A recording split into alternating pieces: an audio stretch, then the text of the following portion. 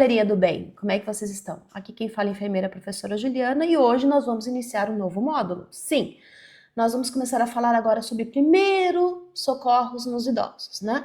Então nessa primeira aula eu vou explicar para vocês assim um contexto geral do que a gente tem que observar, quais são os sinais de riscos, quais são os perigos que se referem aos primeiros socorros nos idosos, ok? Me acompanha.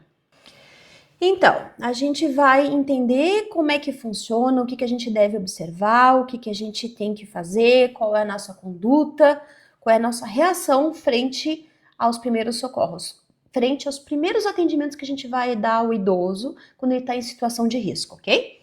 Lembrando, nas emergências, calma e conhecimento vão salvar vidas. Então, o que a gente vai ver? A gente vai construir junto uma base sólida sobre como agir com segurança e eficácia diante de uma emergência com o idoso ou sob seus cuidados. O que são primeiros socorros, então? A gente vai entender, compreender o conceito e seus limites na prática, a gente vai entender o papel do cuidador, vai reconhecer as suas responsabilidades, sem substituir a equipe médica. A gente vai aprender como agir com segurança, principalmente no que se refere a proteger o idoso e a si mesmo em situações de risco, e vamos reconhecer sinais graves, identificar quando acionar ajuda especializada imediatamente. Lembrando, de novo, quem entende o mecanismo não precisa decorar.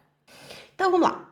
Primeiros socorros são como os primeiros cuidados, né, que a gente vai prestar a uma pessoa em uma situação de emergência, antes da chegada da equipe médica especializada.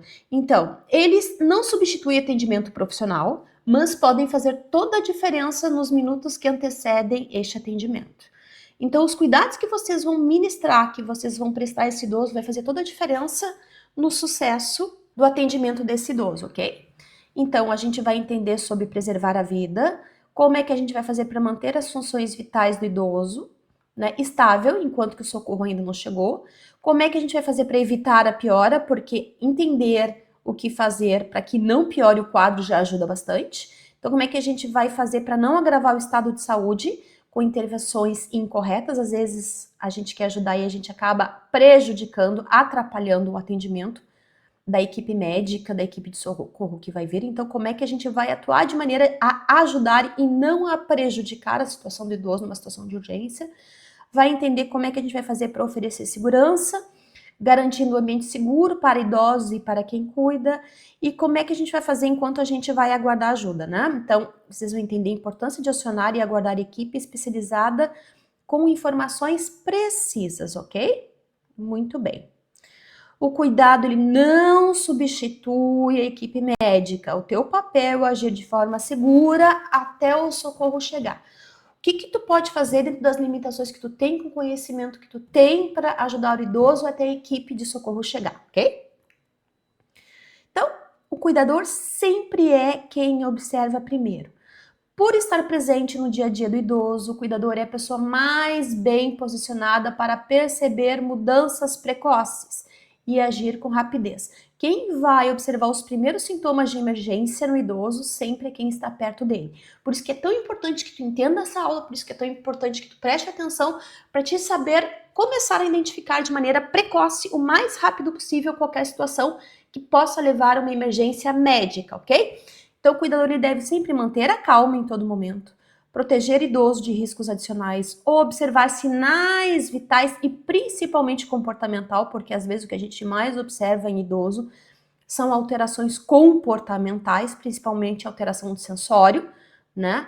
Quando o idoso ele começa a apresentar sinais de desconexão com a realidade, vai entender o momento certo de pedir ajuda o mais rápido possível e vai saber como transmitir informações claras e corretas.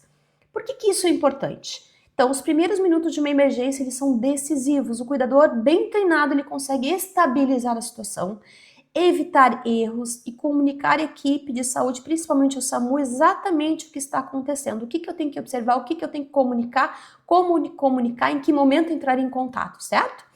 Então, lembrando, o paciente não é só um diagnóstico, é uma pessoa que depende do seu olhar atento. Identificar, perceber quais são os sinais de alerta vão fazer toda a diferença na recuperação e no socorro desse idoso, ok? Então, a primeira regra que nós vamos aprender hoje, manter a calma. Ai, professora, falar é fácil. Amores da minha vida, tudo nessa vida é treino.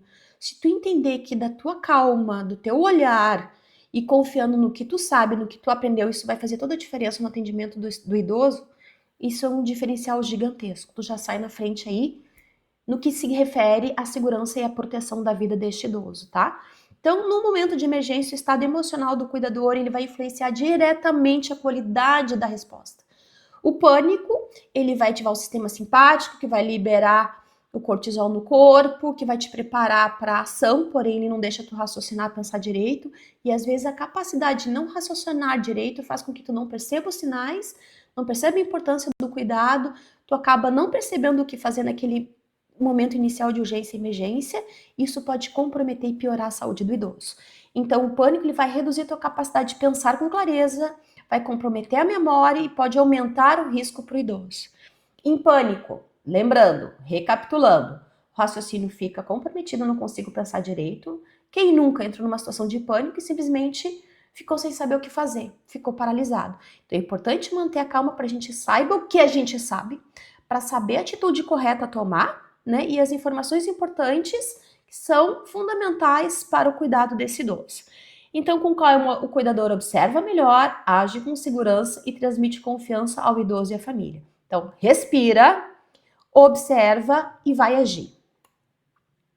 Antes de ajudar, veja, primeira coisa, se o local é seguro. Uma das a principal regra de quem socorre é avaliar se o ambiente é seguro, se o ambiente, né, está propício para eu me aproximar. Um cuidador que se fere não consegue ajudar ninguém. Ao invés de termos uma situação de risco, acaba que teremos duas situações de risco. Um idoso que é socorrido por um cuidador que se coloca em risco já não é uma vítima, são duas, ok? Então, por exemplo, situações de risco elétrico. Existe possibilidade de choque elétrico? Tem fios expostos? Ou algum aparelho danificado? Então, antes de tu te aproximar, tu não pode te colocar em risco. Isso é uma regra de todo socorrista. Todo socorrista primeiro preserva a sua vida para conseguir ajudar.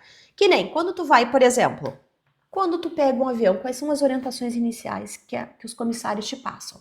Em caso de despressurização, cairão máscaras, utilize a máscara inicialmente, mantenha a sua estabilidade, aí depois oferece aos demais. Então, primeiro tu, porque se tu tá numa situação mais adequada, tu consegue cuidar de ti para que tu possa cuidar de outra pessoa. Para que tu possa ajudar outra pessoa, tu não pode te colocar em risco, ok? Outra coisa, risco de trânsito. A queda ou emergência ocorreu em via pública? Tem veículos perto? Tem veículos em circulação? Então, não, eu sei, gente, é difícil eu falar isso, mas assim, ó, tá no risco, uma situação de atropelamento, de queda, primeiro avalia, vê se não tem perigo, sinaliza, o trânsito estabilizou, não tem risco de atropelamento, aí sim a gente vai agir. Outra coisa, tem risco de incêndio? Tem cheiro de fumaça? Tem chama? Tem gases no ambiente? O idoso, por exemplo, tu saiu, foi na farmácia ou foi no mercado, o idoso foi ligar o fogão e não acendeu o fogo. Abriu a boca do fogão e o gás começou a espalhar. Tu chegou e identificou o cheiro de gás. Então, primeira coisa, antes de entrar na casa, vai ter que manter o ambiente seguro. Desliga a chave geral, não acende nenhuma luz, evita contato com coisas que podem instigar o incêndio, né? Que vão desencadear o incêndio. Então, são coisas que tu vai observar o ambiente como um todo antes de prestar os primeiros socorros. Isso não é só para idosos. É para qualquer atendimento de urgência, é para qualquer situação de socorro que seja iminente e necessária. Primeiro, avalie a situação, não se coloque em risco para daí sim tu conseguir ajudar outra pessoa. A superfície está molhada, o chão está escorregadio, daqui a pouco o idoso caiu dentro do banheiro, tu vai entrar correndo para ajudar e acaba caindo.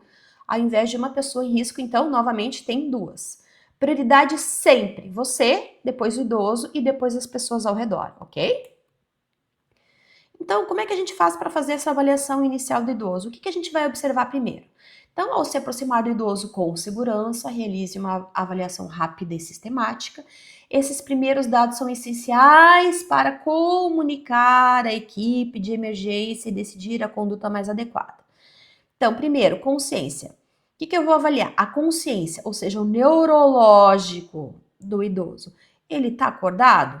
Ele responde ao chamado pelo nome ou ao toque ou ao estímulo de dor? Segunda coisa, ele tá respirando? Há esforço? Tem chiado? Tem pausa na respiração? Depois, se ele tá consciente, tá respirando bem, essa é a sequência, tá? O que eu vou avaliar? Tá com dor? Se tá com dor, em que local? Apareceu de repente? Foi gradual? E depois que tu já avaliou se ele tá consciente, se ele tá respirando, se ele tá com dor, o que tu vai avaliar? Sangramento. Tem ferimentos visíveis? Tem cortes? Sangramento externo? Às vezes a gente tende a olhar primeiro o sangramento. Então, antes de olhar o sangramento, que de repente, claro, se for um sangramento intenso, então a minha prioridade vai ser para o sangramento, né? Mas se não tem um sangramento intenso, mas tem uma ferida, a primeira coisa que eu vou avaliar, consciência, se ele tá consciente, se ele tá responsivo, se ele tá acordado, se não tá, se ele responde o nome, se ele responde ao chamado, se ele responde ao toque. Depois eu vou avaliar a respiração, tá respirando? Porque, tipo, o que é minha prioridade? Se ele tá consciente é um bom sinal que o cérebro tá funcionando. Então a consciência é sempre o principal. Depois, obviamente, a respiração, né? Tá respirando? Se tá respirando, tá normal? Tá com esforço? Como é que tá? Depois, se tá com dor e sangramentos, ok? Observe também cor da pele, se tá branco, né? Se tá uma pessoa tá pálido, se tá azulado.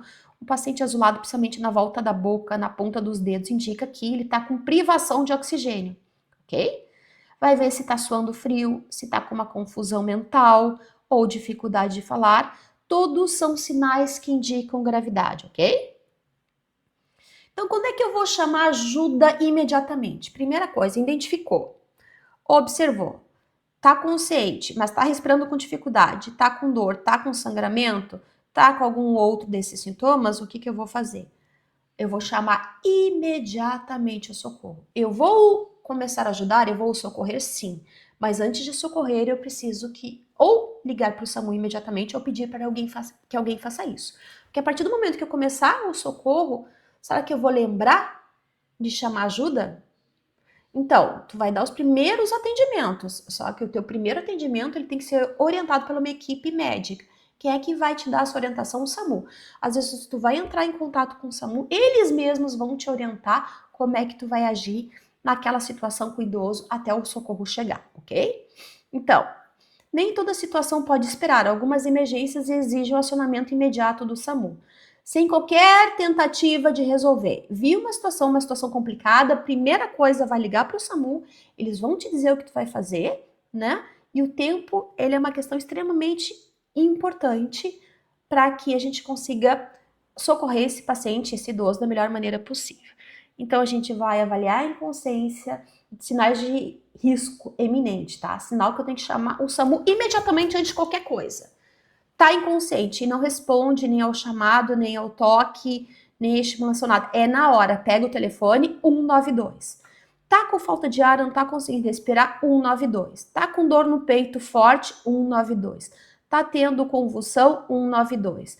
Tá com suspeita de AVC, lembra os sinais de AVC que eu te falei? Perda de força motora, desvio de comissura, a boca, né, fica torta, tá com dificuldade de falar, perdeu a força de um lado, não consegue mobilizar um lado, não consegue mexer um braço, perdeu a força, também 192.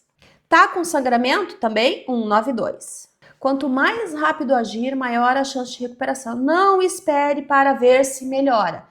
Apresentou qualquer um desses casos aqui, não vai esperar para ver se melhora. É 192 na hora, ok?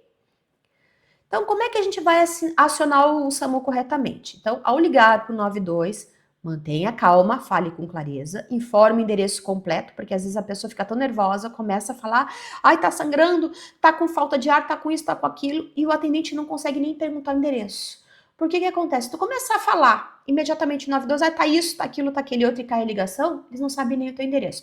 Então, primeira coisa, respira, teu nome e o endereço. Porque se cair a ligação, ele já sabe que naquele endereço tem uma situação de emergência. Então, aqui é Juliana, estou no endereço tal, sou cuidadora do idoso e ele está apresentando os seguintes sintomas, sinais, as seguintes situações, ok? Então, primeira coisa, calma, respira, nome e o endereço completo, às vezes vai direto para o endereço, explica o que aconteceu, diga a idade do paciente e as condições observadas e vai relatar os sinais. Tá respirando mal, caiu, tá sem consciência, tá com a boca torta, tá falando arrastado, perdeu a força do lado direito. E nunca desligue antes de receber a orientação. Então, por exemplo, aqui, um exemplo de comunicação eficaz. Boa tarde, sou a cuidadora de um idoso de 78 anos que está com dificuldade de respirar, dor no peito, cerca de 10 minutos. Estamos na Rua das Flores, número 42, no bairro Centro, ok? Então, uma comunicação clara e completa permite que a equipe do SAMU se prepare adequadamente antes de chegar ao local, agilizando o atendimento. Sinais de gravidade. Então, o cuidador precisa reconhecer os sinais de perigo. Pequenos sinais, esses aqui não são tão urgentes como os anteriores, mas são sinais de perigo, sim, que devem ser observados, né? Que indicam que provavelmente está acontecendo uma grande emergência. O idoso nem sempre se queixa de forma clara, por isso o cuidador deve observar ativamente qualquer alteração no comportamento nas funções vitais. O que a gente vai observar? Sonolência excessiva, dificuldade de acordar ou responder, ou responde de forma muito lenta, é o sinal grave. Lábios arroxeados é o sinal de baixa oxigenação, então atenção imediata. Confusão súbita, desorientação repentina de tempo e de espaço, fraqueza de um dos lados, né? Então pode ser um risco de AVC.